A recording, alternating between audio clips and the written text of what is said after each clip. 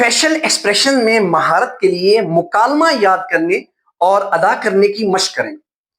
مثلا ایک باپ اپنے بیٹے کو نصیحت کرے تو کیسے کرے گا؟ بیٹا، زندگی میں نا کامیابی کا راز محنت ہے، محض قسمت نہیں۔ ایک بہترین مقرر اور ٹیچر ایک زبردست ایکٹر ہوتا ہے، اسے کبھی ایموشنل ایکٹنگ کے ذریعے سٹوڈنٹس کو سبق یاد کرنے پر آمادہ کرنا ہوتا ہے، اور کبھی مصنوعی غصہ اپنے اوپر طاری کرنا پڑتا ہے۔ تو اگر یہ ایکٹنگ نیچرل لگے تبھی آپ کی کامیابی ہے، اور قدرتی اداکار بننے کے لیے یہ خصوصیات اپنانی ہوتی ہیں۔ سب سے پہلے قدرتی اظہار جذبات، بغیر کسی مصنوعی پن کے۔ خوشی، غم، غصہ، خوف یا محبت جیسے جذبات کو اصل شدت کے ساتھ ظاہر کرنا ہوتا ہے۔ چہرے کے تاثرات اور آنکھوں کی زبان سے جذبات کی ترجمانی کرنی پڑتی ہے۔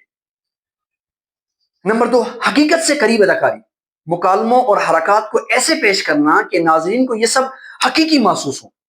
اچھا، یہ سب کرتے ہوئے نا غیر ضروری انداز مت اختیار کریں، اوور ایکٹنگ نہ کریں، ایسا لگے جیسے قدرتی مطلب آپ بول رہے ہو۔ تیسری چیز، مشاہدہ کرنے کی عادت آپ کے اندر ہونی چاہیے۔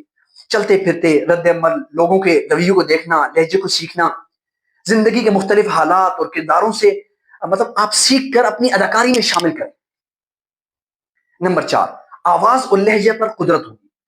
جیسا کہ پہلے ذکر کیا، پچ، ٹون، رفتار اور کردار کے مطابق اپنے آپ کو ڈھالنا، کہاں وقفہ کرنا ہے، کہاں آپ نے ایمفیسس کرنے ہیں، بات کو تاکید سے کرنا ہے، یہ سب آپ کو آنی چاہیے۔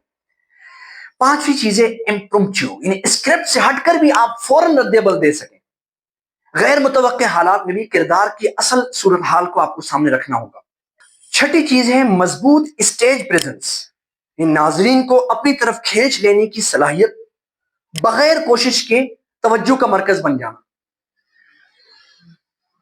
اور 7ویں چیز ہے جسمانی زبان پر کنٹرول، یعنی کردار کے مطابق جسمانی حرکات، چلنا، بیٹھنا اور اشارے استعمال کرنا، اور غیر ضروری حرکات سے بچنا ہوتا ہے۔ نیچرل ایکٹرز یہ وہ لوگ ہوتے ہیں جو اداکاری کو محض ایک فن نہیں بلکہ اپنے مزاج، احساسات اور شخصیات کا حصہ بنا لیتے ہیں۔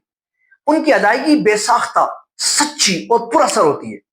یاد رکھیں، قدرتی اداکار بننا صرف فطری صلاحیت کا کمال نہیں بلکہ مسلسل مشق، مشاہدے اور زندگی کے تجربات کو فن میں ڈھالنے کا نتیجہ بھی ہے۔